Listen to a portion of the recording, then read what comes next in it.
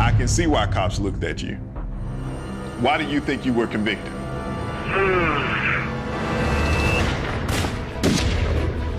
They stole 23 years of Daniel's life. Do you think that he may be responsible for his father's death? The victim was shot 15 times. Does that mean anything to you? Listen, Tony, the undercover police officers claim that you said that you shot Coach Bernos. Were either of you offered any kind of deal in exchange for your testimony at trial?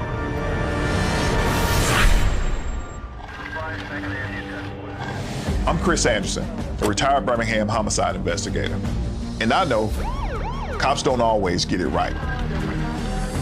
I'm Fatima Silva. I'm a criminal defense attorney. I've seen innocent people thrown in prison. We've teamed up to help families who are convinced their loved ones were wrongfully convicted of murder. When it's over, we either help free an innocent prisoner Or help the family face the difficult truth.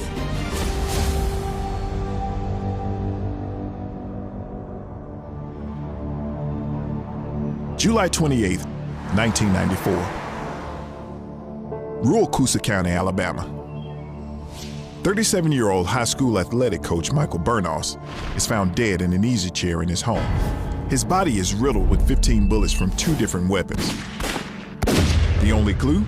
Bernos' wallet is found on a small road 6 miles away. For 3 months, the case is stone cold. And then, a break. A convicted drug dealer named Tony Quince is busted in a sting. In jail, Quince tells 2 undercover cops posing as inmates that he killed Bernos. He also happens to live close to where the victim's empty wallet was found. Quince is charged with the murder. Then in 1995, in a surprise move, police also arrest Coach Bernos' adopted son, a 24-year-old named Daniel Bland. 1996. Bland and Quince are tried separately. Quince is convicted of murder first And sentenced to life without parole. Prosecutors argue that Daniel had a drug habit, was in debt to Quince, and that the 2 of them went to Bernos' house to rob him. The jury buys it. Daniel Bland is convicted of murder. He is serving a life sentence with no chance of parole.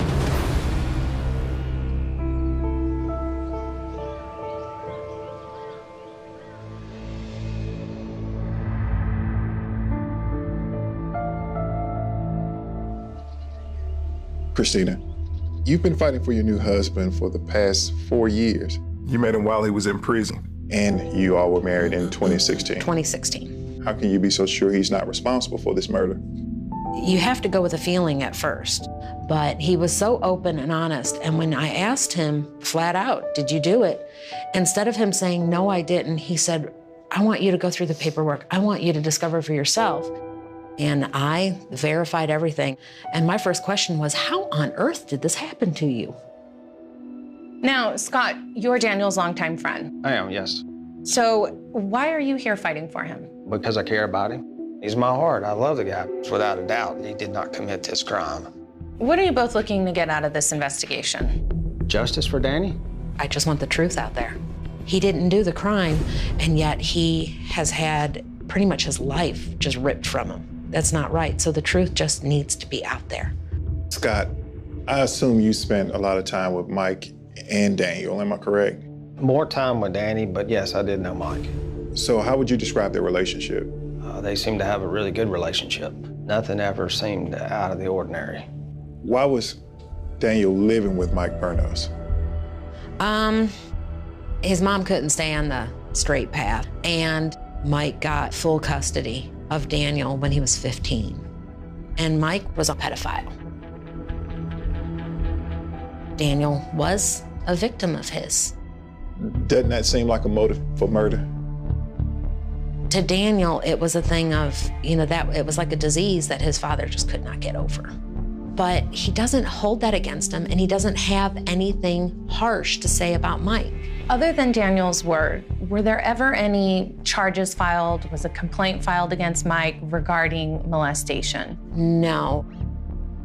Why bring up the molestation issue now? If it was never brought up during the trial before, why now? Because it seems that it could hurt him more than help him. 100% transparency. We want all the information to be out there, good or bad. Everything is out on the table. So why do you think police zeroed in on Daniel? From what I understand, at one time, Mike Bernos had willed everything to Danny. A few months prior to the murder, I believe Mike had had the will taken out of Danny's name and put into somebody else's name. You do understand that that also sounds like a motive for murder. The prosecution painted out Daniel as a cold-blooded murderer. Tell us who he really was. Danny was happy-go-lucky. He never was an angry person. Man, we just like to have fun. We worked Monday through Friday, and we cut loose on the weekends. All the girls thought he looked just like Kirk Cameron. Man, you know, it's hard to compete. Yeah, you didn't stand a chance. No, man, you had to really spit that game out. Christina, what's he like as a husband? I'm the wild, crazy one. No. Yeah. He's the center. He's the calm one. And he's the one with, you know, the sappy cards and the, you know, the I love yous. Over the phone, you guys gave us some leads that you thought would prove to us that Daniel was wrongfully convicted. Now, you said that he has an alibi for that night? Yes. Mike's death certificate says that he was killed approximately 6 o'clock. Daniel clocked out of work at 5:01, and it's approximately an hour and a half to get from his work to Mike's house. Okay. Who says that he left work at 5:01? I have copies of his time card. He punched out at 5:01. Now, your next lead was that 6 of the witnesses who testified against Daniel at trial have actually recanted their statements. These witnesses that were in jail were coerced to make false statements, and these people are coming forward now with heavy hearts. If what you say checks out, that's very concerning. Your next lead is that somebody else actually confessed to this murder? That is correct. Yeah, Tony Quince confessed to the murder in jail. So Tony confesses to this crime, and then what happens? Well, Tony did eventually get convicted of the crime.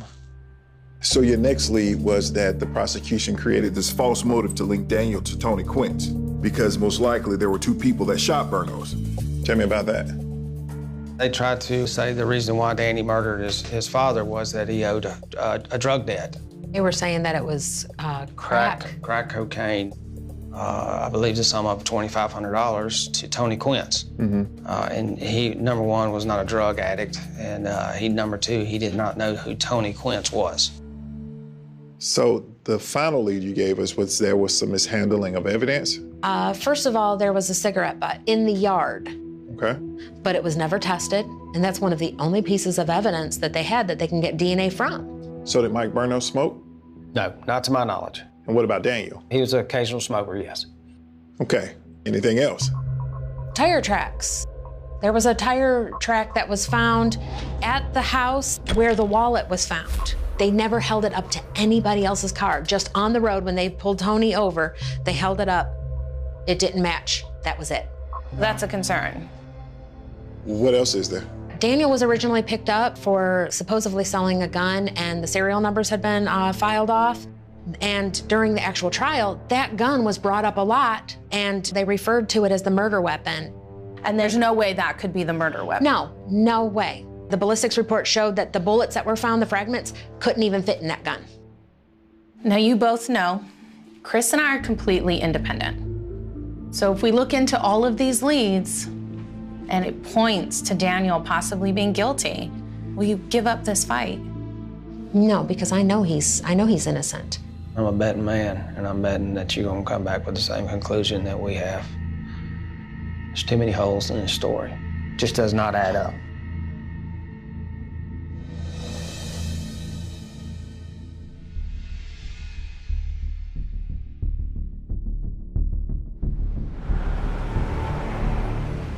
Today, I'll be talking to Tony Quince. I've read over his statements to police, and yes, he did confess. So on this call, what I'm trying to find out is if there was a connection between he and Daniel, because I don't think in this investigation, from what I've seen thus far, the dots have been connected. Hey, Tony. Hey, what's up, man? So I appreciate you taking time out and talking to us about this. Now, you knew Daniel's father, right, Coach? Yes, sir. Yeah, how well did you know him? He coached me 1 year in basketball in my 11th grade year. What was he like as a coach? He was all right. He wasn't no good basketball coach. He was better baseball coach. Was there any indication that coach was being inappropriate with any other guys on the team? No, sir. I don't believe that. I never seen anything like that. Okay. So do you and coach have a pretty good relationship? I guess a coach and a player relationship. We never dealt outside of that, but we was all right. Yeah. Coach had an adopted son, Daniel. I'm assuming you met him, right? Coming up. Is there any way that this weapon could have been the murder weapon? Now, I understand that Mike had a sickness. What were some of his sicknesses? So, Timothy, you lied and said it was Daniel, all because you thought some woman wanted you to?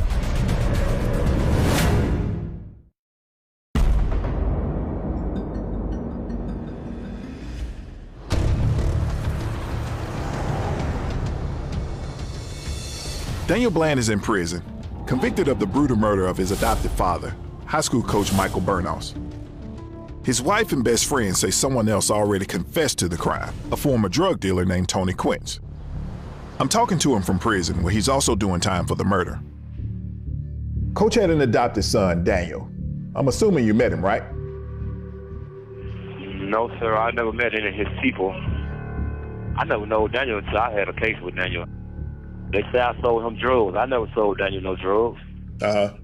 When you were charged with this crime, did they ever offer you a deal? They offered me 25 years to testify against Daniel. And I told those people that, man, I don't know nothing about if Daniel did that or not. I'm not going to get up there and start allowing that man to try to protect or save myself. You do realize that you would probably be out of prison now had you taken that deal. If I could go back right now and change the hand of time, I still would be on the same thing, man. I'm not no rat. And you got to know something about something to tell something. They saying that me and him did it together. And I know me and him ain't did nothing together because I ain't never been with no Daniel Bland. I never know Daniel Bland. So how could we have committed a crime together? The undercover police officers claim that you said that you shot Coach Bernos. Yes, sir. I tried to impress him. I ain't no killer. I ain't never killed nobody. Who do you think killed Bernos? I think that that man was killed by someone who had something very, very personal against the man. That man was shot quite a lot of times. That wasn't no typical robbery situation. To me, it sounded like somebody wanted that man out of here.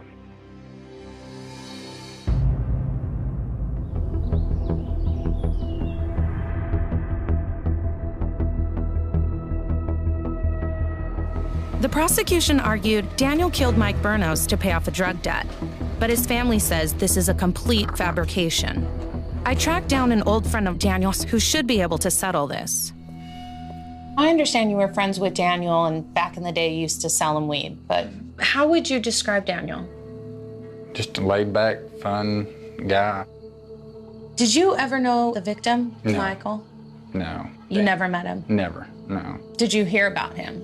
Danny had talked about him a few times, but never really in detail. Have you ever known Daniel to do any other kinds of drugs other than smoke weed? Back then, we experimented with a couple of things. Ecstasy. He might have tried a little acid, and I know that sounds like hard drugs, but we never fooled with any of the drugs that grab you and pull you in. No heroin. Heroin, crack, meth, none of that stuff. Was he ever in debt to you? No. I sold him pot. Actually, it wasn't long before I enlisted him to start moving it for me. Is this around the time of the murder? It was a little bit before the murder. So he started selling weed or other drugs? Just pot, because there was so much money to be made in pot. There was no reason to fool with any of that other stuff. I mean, he made about $100 a day, and that was a lot of money back then. The prosecution painted it as if Daniel owed his crack dealer $2,500. Does this sound like anything remotely close to the Daniel you knew? Nothing like Daniel. And $2,500 would be an insane amount of money to owe a crack dealer. Crack is a drug that you get high on $20 at a time. So a crack dealer is not going to let anyone get more than $200 or $300 in debt because they know that it's a dead end. Nowadays, you're not dealing in drugs anymore. No, totally different person. This is a past that a lot of people would be ashamed of. So why are you doing this for Daniel? I gave my life to the Lord 8 years ago, and I'd do anything to help Daniel. Do you believe that Daniel Bland could have murdered his adopted father? I don't think there's any way. I mean, not the person I knew. He just had such a big heart, would do anything for anybody. So I believe he's innocent. Coming up. At the time of the murder, were you using any drugs? What you testified to was very detailed. Why should we believe you now?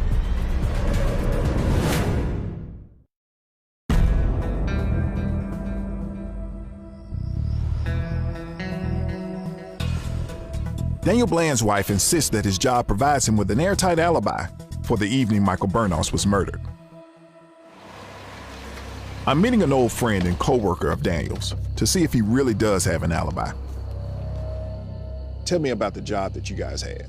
It's an industrial warehouse. Was it the type of job that a person would want to make a career out of? No, sir. It was a dead-end job. So around about the time of the murder, how close were you and Daniel? Very close. We was good buddies. How would you describe him? He's a very charismatic guy. He loved the nightlife. Did he ever show any signs at that time that he was on drugs? Marijuana, you could smell it on him every now and then. Did he ever indicate that he was using any harder drugs like cocaine or crack or anything of that nature? No, sir. He never mentioned nothing like that. July 27th, 1994. Yes, sir. That was the day that officers suspect that Daniel's father was murdered. Yes, sir. How was he at work that day? Well, the day supposedly that the murder took place, I don't think Daniel was at work that day because I clocked Dan in. You clocked Daniel in that day? Yes, sir. Daniel called me and asked me to clock him in at work, and I clocked him in. The family in this case is convinced that this time card alibis Daniel. So this time punch at 7:19 and this time punch out, you're saying that you did that for Daniel? Yes, sir. So the day of the murder, we know now that Daniel was not at work. Yes, sir.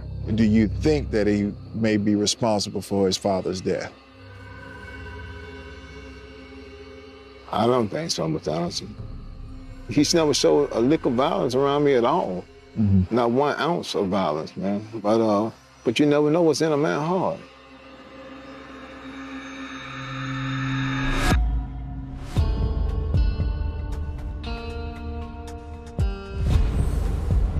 Jan, I'm looking into a case where the convict's family believes that the evidence at the crime scene was mishandled.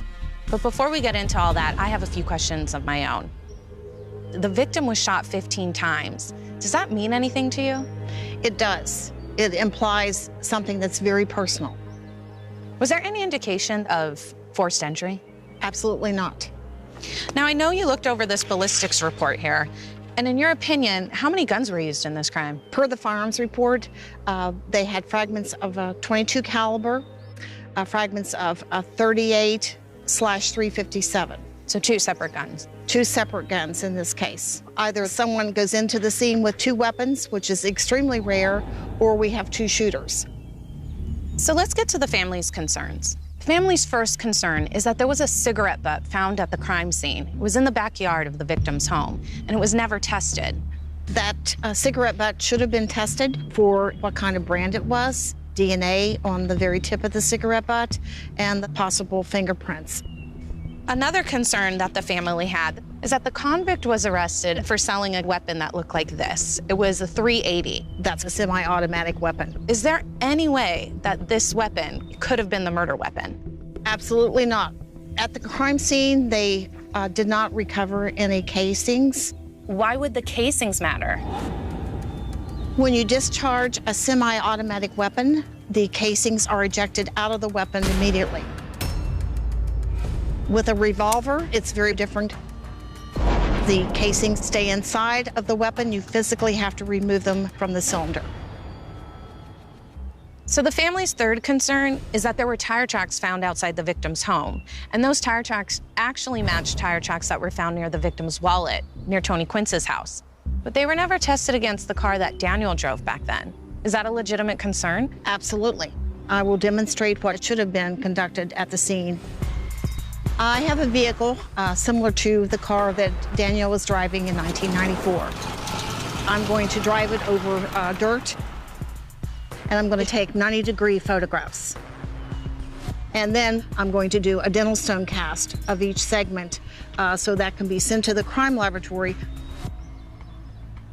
So if they had done all that, then they would have known definitively whether or not it was Daniel's mom's car at the crime scene. Absolutely. So based on everything you've seen, is there any physical evidence that ties Daniel to this crime?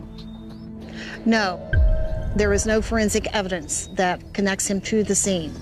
In my opinion, there is reasonable doubt of his guilt.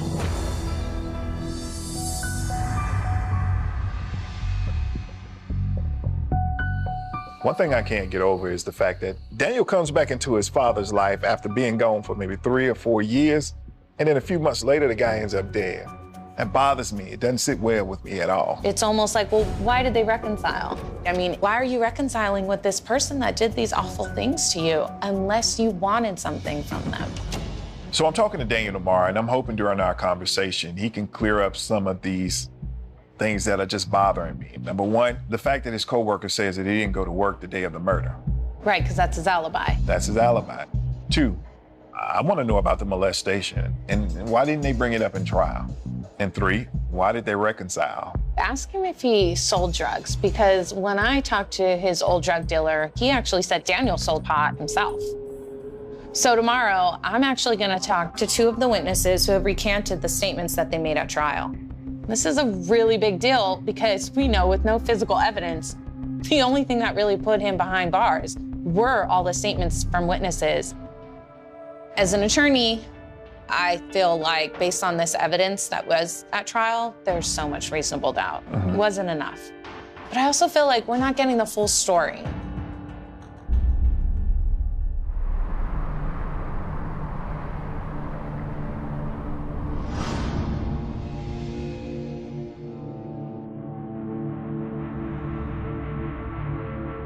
I'm about to speak with Daniel about this case, and you know, as an investigator, I know that you need hard evidence, but too many coincidences in a homicide starts to raise a lot of red flags. And I want him to clear those coincidences up. Hey, how you doing, man? All right. Hanging in there. Let's talk about your childhood. Mom got divorced. It was kind of rough on her. We moved around a lot.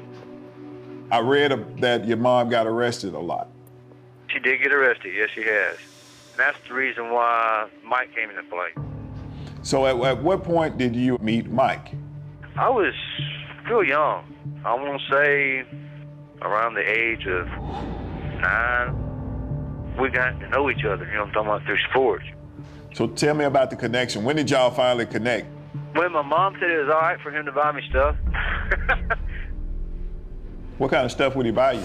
I remember him buying some shoes, clothes for me, bought me a car when I got older. A car? Yeah. How old were you when you finally moved in with him? Somewhere between 11 and 13. Now, Mike ended up adopting you. Was Mike a good dad?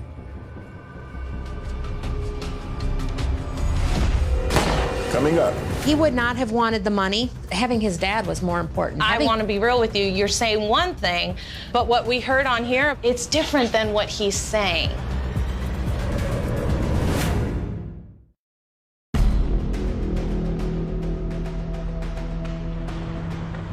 Now, Mike ended up adopting you. Was Mike a good dad? He taught me a lot, you know what I'm talking about? He gave me my morals. Really? Yes. Now, I understand that Mike had a sickness. He had a, well, I'm going to go ahead and say it. He had a molestation problem. Okay. Did Mike molest you? It happened. Yes, it did. How old were you? I guess between the ages of 11, 12, all the way up until about 14 or 15. Did you ever say anything to anybody? And when I got tired of it, and I told him, hey, if you keep doing this, I'm going to go to authorities. You know what I'm talking about? He said, well, if you ever go to authorities, you'll never see your mom again. So that killed that subject. So how old were you when you moved out from Mike? I know when I hit 18, I left. I reached the age to realize, hey, this ain't right. But why didn't you bring the molestation up during trial? Because I respect him enough not to do that. Even after he molested you, you still respected him? Yeah. The greater good that he did for me outweighed the bad. How long was it before the murder that you guys reconciled? I want to say probably maybe a month before that. I called him, and I told him, I said, Mike, you know I wasn't the best child, you know what I'm talking about? I know I was, got rebellious, but I appreciate everything you done. What was in the past was in the past. I forgave the man, it's over with, it's done. Your wife told me that you were in Mike's will. At one time, yeah, but he changed it. Uh-huh. Did you know about that? Yeah, he told me, Mike told me. He also told me, hey, Daniel, you know, you left, I changed it back to my mom. I said, all right, cool. I ain't got no problem with that. I can see why cops looked at you. Mike molested you, and then he took you out of his will. I've seen murders happen for way less than that. Because what he did? Yeah. Okay. Let me ask you this. At the time of the murder, were you using any drugs? Yes. What kind of drugs were you using? Marijuana. Were you selling drugs? No. Well, let's talk about the day of the murder.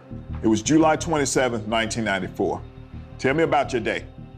If I remember correctly, I was at work. You went to work that day? Yes, sir. Okay, you remember your friend Kenneth, right? Yeah, I remember him. I've talked with Kenneth, and Kenneth told me that he clocked you in that day for work and that you didn't show up. That's not true. Nobody clocked me in, and nobody clocked me out. Tell me about Tony Quince. Well, the first time I met him, when I got charged with capital murder, and we were sitting in a courtroom, they said his name, and that's the first time I ever saw him. And he was sitting right in front of me. I didn't know who he was. Do you think he did it? I mean, he confessed to it. Okay, he confessed to it. He said he did it. So Now, they say I killed him. Does that mean I killed him? No, it don't. Okay. Why do you think you were convicted? I was a poor white man, didn't have an attorney. Okay. Your wife has told me that she's going to stand by your side whether you're guilty or not. Okay. Is there anything that you can say to comfort her? I know what I done. I know I didn't do it. So whatever y'all decide, that's on y'all. I know one thing, there ain't no evidence saying I shot this man. I ain't had nothing to do with it. I'm heading to meet two of the prosecution's key witnesses. They're a big reason that Daniel Bland is serving a life sentence, but they've since recanted their statements. How they answer my questions could determine whether or not we can help Daniel. Now, did either of you know Daniel Bland prior to the trial? No, ma'am. I didn't know, ma'am. How about the victim, Michael Bernos? I did. He was my football coach in high school. What'd you think of him? He was a good teacher, a nice guy. There's an allegation that Michael Bernos was a pedophile. Did you ever experience that? No, ma'am. I couldn't see it. Now, Timothy, how did you get involved in all of this? I was in the county jail for theft of property, and they brought Daniel in, and they placed him in the cell with us. He was real quiet. He didn't really say nothing to nobody, and then the next thing I know, they're pulling us out, taking us up front, to talk to this investigator lady. Who was she hired by? The victim's family. Really? Yes, ma'am. And so you speak with her. Yeah, we talked to her. And then tell me what you testified to in Daniel's trial. That we heard of Tony and Danny talking back and forth, how they committed the murders. And now you're saying that was all a lie? Everything I said in my statement was false. It was all lies. William, how did you get involved in all this? Well, a guy had came and sold me a gun like 2 nights after the coach got killed. I couldn't really see his face. All I know, it was a white guy.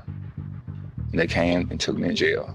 So you're the guy who Daniel supposedly sold that gun to. Why'd they take you to jail? They were telling me it's the murder weapon. The gun I had, it wasn't the murder weapon. So they tricked me. At what point do you start to point a finger at Daniel? They took me to a little room and they showed me some pictures, and one of the cops pointed their finger and said, Daniel. So you just said, yep, it's that guy. Yes, ma'am. Were either of you offered any kind of deal in exchange for your testimony at trial? I wasn't. I wasn't either. So, Timothy, you lied and said it was Daniel all because You thought some woman wanted you to? It's like you didn't want to let her down. She'd make you feel like she was your friend, she was a motherly figure, and she's looking out for your best interests. And I reckon I was just young and dumb. I can almost sympathize with you, William, in that situation. You were in possession of something they claim is a murder weapon. Yes, ma'am. But Timothy, I'm finding yours a little more difficult because, and I'm gonna tell you why. What you testified to was very detailed. Why should we believe you now? Well, the way I feel about it is, don't nobody have to believe me, but I'm putting it out there and I'm telling the truth. So it's between me and God, you know.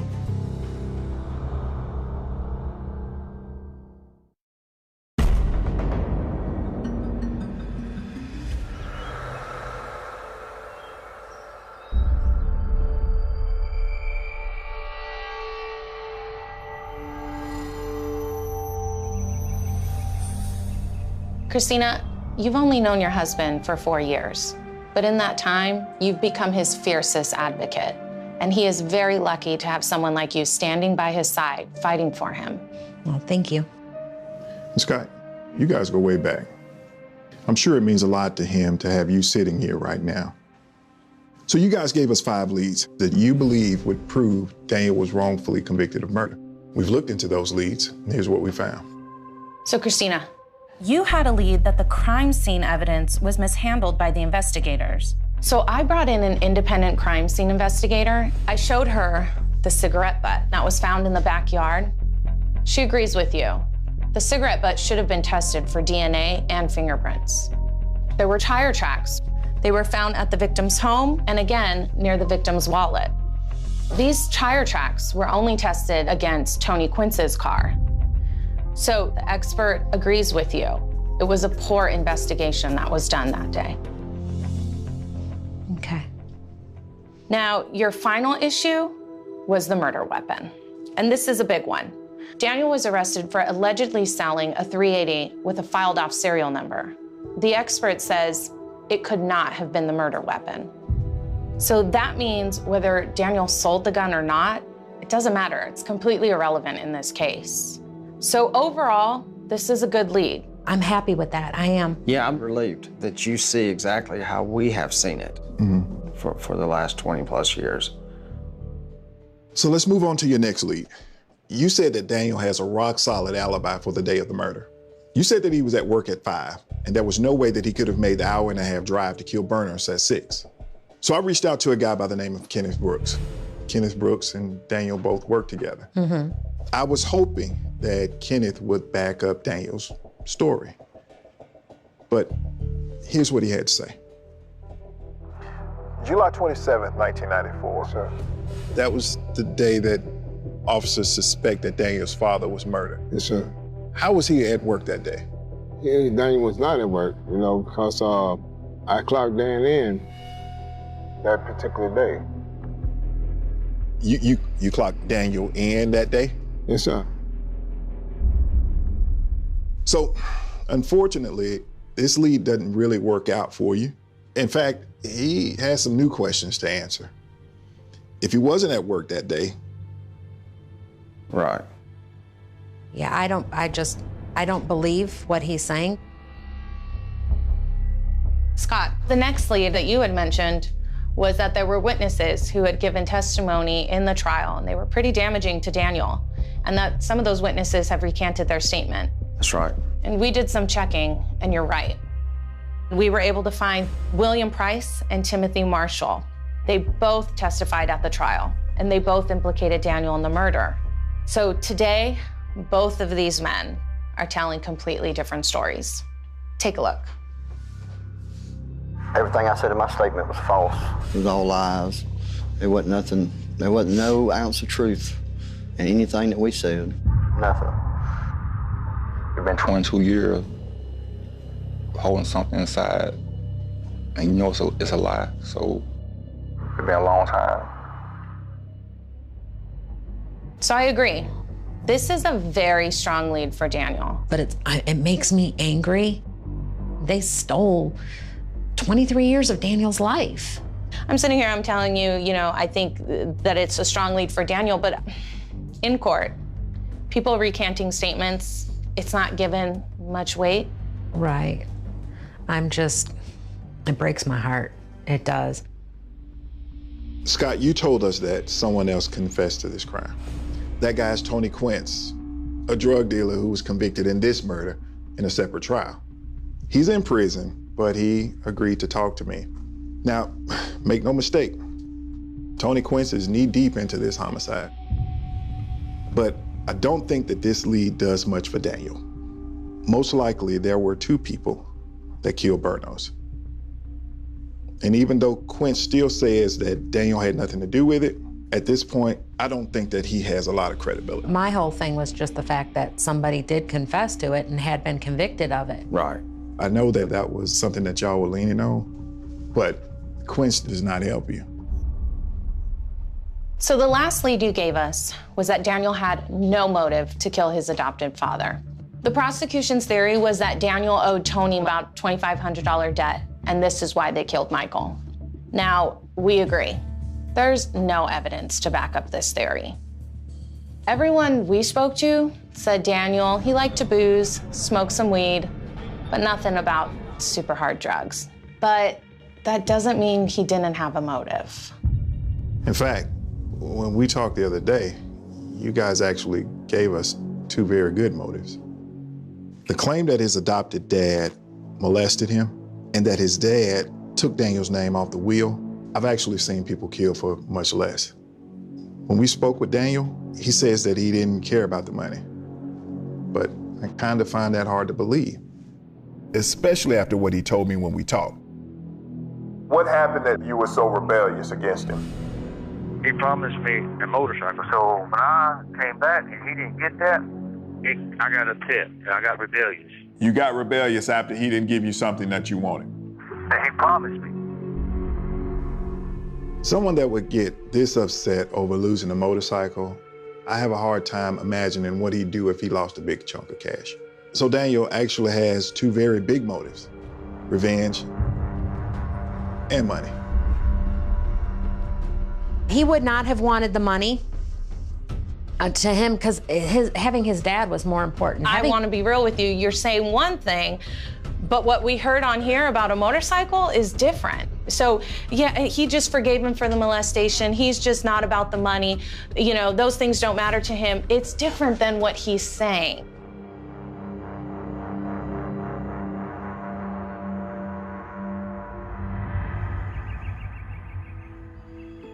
When I was on the job, I would have never brought a case like this to a DA. There's absolutely no physical evidence, no witnesses, just some jailhouse snitches. So we get why you guys are in this fight. Sitting in front of you right now, I'm still not sure why they even pursued this case at all. But it's not 1996 anymore. And now, the burden of proof, it's no longer on the state. It's on Daniel. To get out, he has to prove that he's innocent beyond a reasonable doubt. And that's where I have an issue in this case. In our phone call, I don't think Daniel was being completely honest with me. First, he says he was at work during the murder. Kenneth Brooks, who thinks he's innocent, says he wasn't at work. Why would he lie? Daniel says he never sold drugs. Todd DeVassiere, who also thinks Daniel is innocent, says that Daniel sold weed for him. Why would he lie? And why did Daniel suddenly decide to reconcile with his dad after all those years? And then just weeks later, that man is dead, the victim of a rage killing. That's a really big coincidence.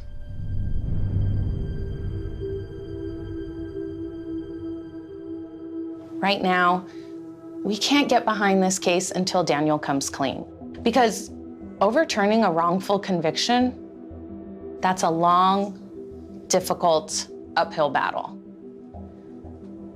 And there's no way that can happen unless the convict is completely transparent and honest.